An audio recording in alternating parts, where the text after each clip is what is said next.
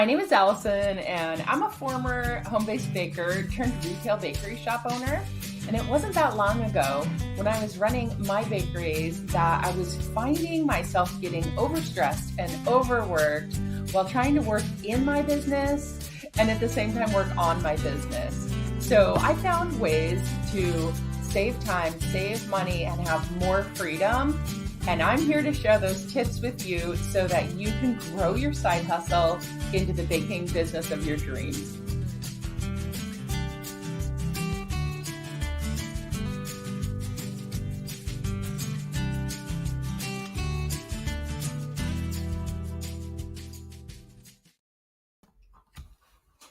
Hey everyone, happy Monday to you. It is 2 p.m. Central Time, and you guys know what that means here inside the Home Bakery Business Tips Facebook group and over on YouTube. It's time for 15 minutes out of your busy day to pick up a home bakery business tip. And today is going to be very actionable. We are approaching Christmas season, and I know many of you are planning pop-up shops where you're going to be selling your baked goods in person. And so today I'm going to be sharing the tips that will help you have your very best pop-up sale ever, whether this is your first time or you're a seasoned pro. I'm going to be sharing things that you can do to make sure it's a successful event for you. So if that sounds like something you want to know more about, then stick around. So today on Hot Topics Live, we're going to be chatting about pop-up shops, but I also have some updates for you. So if you watched Hot Topics Live last week, I mentioned that we are going to be adding a new feature called the Home-Based Baker of the Week. And right now I am looking for bakers to feature. I'm going to spotlight a baker of the week. And this is just going to be a great opportunity for you to share a little tip about what you do to inspire others. Whether you're just getting started, you've been doing it for a while, there's somebody who looks up to you, or they will once you become baker of the week. And you will also win one 15-minute mini strategy session with me. So whether you want to rewrite your Instagram bio or have somebody look at your menu, 15-minute mini session of bakery coaching if you're chosen to be the baker of the week. So I think it'll be a really fun way to just get motivated by each other and kind of get to know other members in the group on a deeper level. So if you're interested in applying to be the baker of the week, then scroll up in this video to the description box. Whether you're watching on YouTube, I'll stick the link in there, or here in the Facebook group, and that link will take you over to a little Google form where you can answer a few questions to be in the spotlight. So I would love to spotlight you and your baking business. And like I said, this is not only for bakers who have been doing it for a while. This is for everybody. If you're a beginner, then there is somebody who hasn't started selling yet who would be very interested in hearing about your journey. And if you're advanced and you've been doing this for a while, then there's somebody who is just a step behind you, who's probably very motivated by some of the things that you're doing. So this is all skill levels. I really am going to encourage you to apply to be Baker of the Week and win a 15-minute mini strategy session as well. So the link is in the description of the video, and I will be choosing the Baker of the Week on Friday. So go ahead and take just a couple minutes and fill out that questionnaire. All right, so today we're going to be talking about how to have your best pop-up sale ever. And these are going to be things that are going to help you to just stand out. So nowadays, it's pretty rare to be the only baker at an event.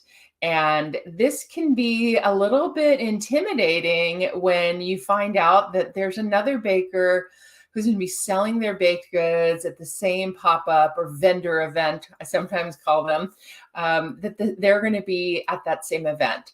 So before you get inside your head and get in your own way, let's talk about how you can have your most successful event ever. So there's 3 key sections to having a great pop-up event.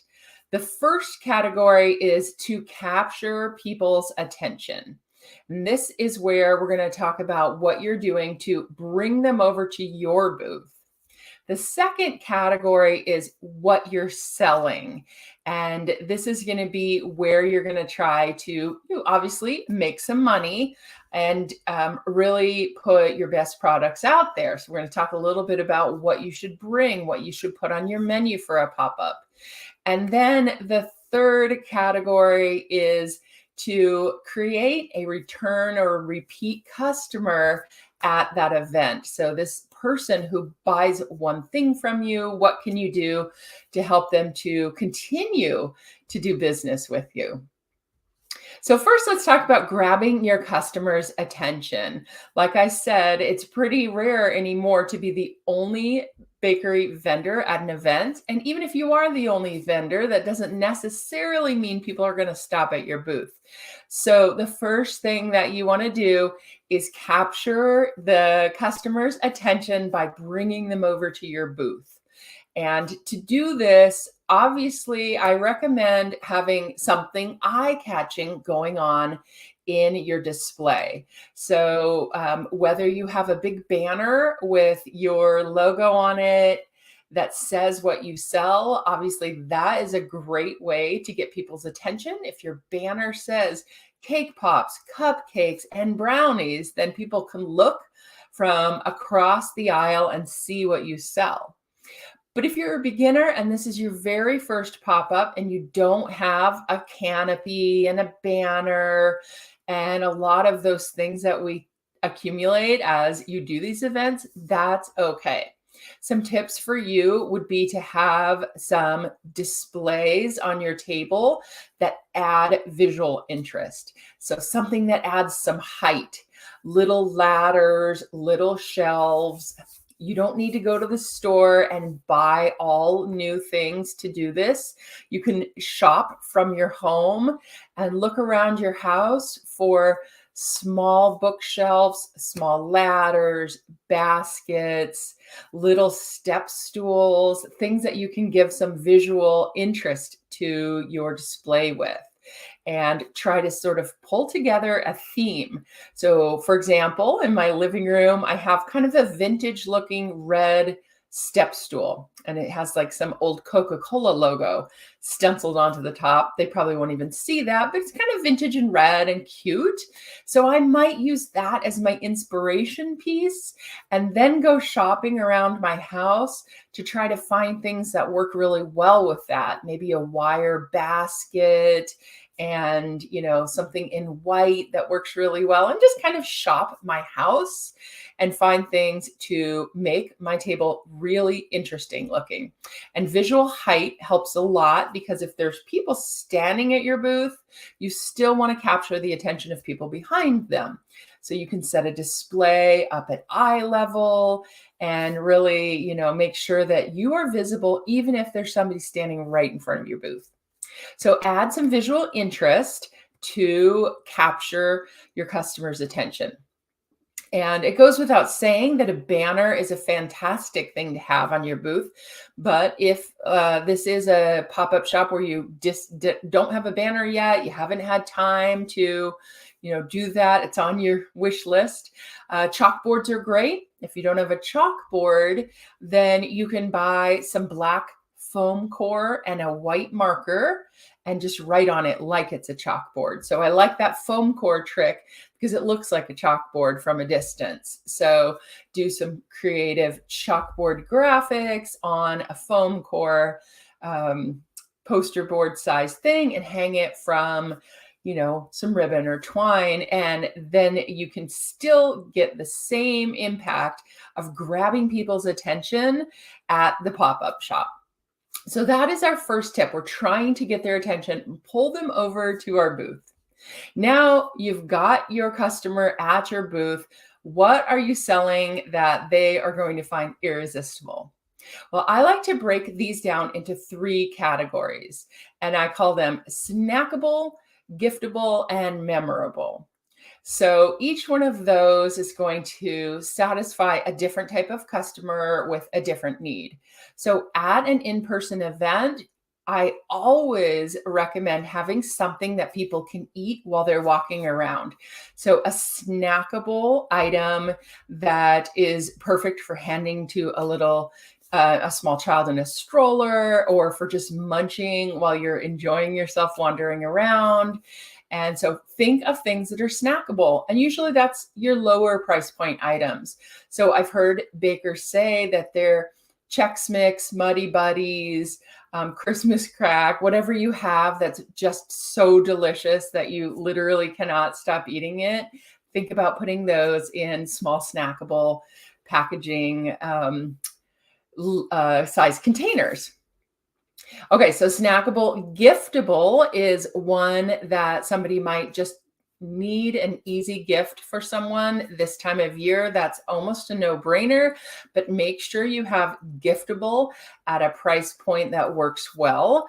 Lots of people are doing $20 and under gift exchanges for offices and roommates and things like that. So make sure that you have a giftable item on your menu at a price point that works well for people in your area. Some giftable things would be, obviously, the hot cocoa bombs are great. Packages of cookies. If you're doing your decorated sugar cookie, a giftable set. Things that are just going to make it easy for someone to give. So when packaging is really pretty, it really helps for somebody to just say, that's the perfect solution. I'm grabbing this giftable item. And then my third category is memorable. And this is where you're going to get repeat business from something. So do you have an amazing cheddar jalapeno sourdough bread? When people take that home and eat it, they're like, oh my gosh, this is the best thing I've ever tasted. I need to get more of that. So put your most memorable, repeat customer type of items on your menu as well. This is going to bring them back in. So 3 categories there for what to sell: snackable, giftable, and memorable. And in that giftable category, just circling that back to that for 1 second, it doesn't necessarily all need to be at the low price point. You can do bundles of your items as well. So a giftable box that has, a few of one item, a few of another, and a few of another to make it a higher price point bundle is another great idea for giftables as well. And the third thing that you want to make sure to consider at your pop-up shop is, how are you going to convert this one-time customer into a repeat buyer? This, I feel like, is the best part of doing a pop-up shop, because you're getting yourself in front of customers who might not follow you on social media. They might not know who you are. They're learning about you for the very first time.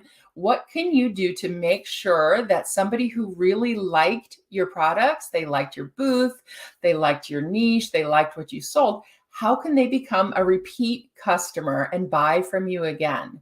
This is where you're going to want to do some form of a call to action.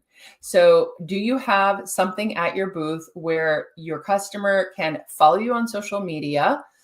Better yet, get on your email list, or take a flyer or a business card with them so they know who you are.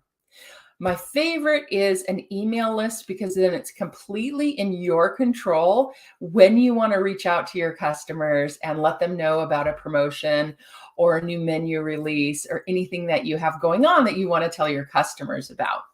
So if you're using Square for your checkout, you can add your customer's email at the time of the transaction. If you're not, if you're just keeping it very simple and you're doing cash and Venmo, then maybe you want to add an email list sign up. This could be something where you have a QR code to a Google form that simply says, what is your name? What is your email? Or it can be a paper, like sign up to be on my email list. And don't worry, if you don't have an email list yet, that's completely okay. You don't have to send out an email right away. You just want to start to work on building your email list. And when you're in front of all these new customers, you want to make sure that they can find you again. So if an email list is feeling a little bit daunting right now, then consider a call to action where they're following you on social media. So scan this to follow me on Facebook. Some people even do incentives to join your Facebook or to follow you on Facebook or Instagram. You can do that as well. But just think about capturing that customer and converting them into a repeat buyer for you. So there are my 3 tips for having a great pop-up. We're going to get their attention and drag them, pull them into your booth. Then you want to sell 3 categories that satisfy the snackable, giftable, and memorable categories. And then finally convert that customer into a repeat buyer by either signing them up for your email list, having them follow you on social, or giving them a flyer with your business information. Now, there's so much more that I could tell you about pop-ups, but because we're already at our 15-minute mark, I'm going to wrap it up for today. But I will drop in the comments my blog post link that is the complete guide to pop-ups, where I go in depth into more tips that'll make it useful and helpful for you, including how to know how much to prepare. I have a little rule of thumb. I share that over in my blog post. So check out the link I'll drop right now, and you can go learn a little bit more about how to really have your most successful pop-up ever this season. All right, so remember, I have the Baker of the Week. We're going to start next week. If you would like to be next week's Baker of the Week, then click on the link in the description of this video and fill out a brief questionnaire. You can win a 15-minute mini strategy session with me, as well as just be motivating and inspiring to the other members of the group. All right, let me know in the comments if you have a pop-up shop planned for this season and what you are planning on selling at your event.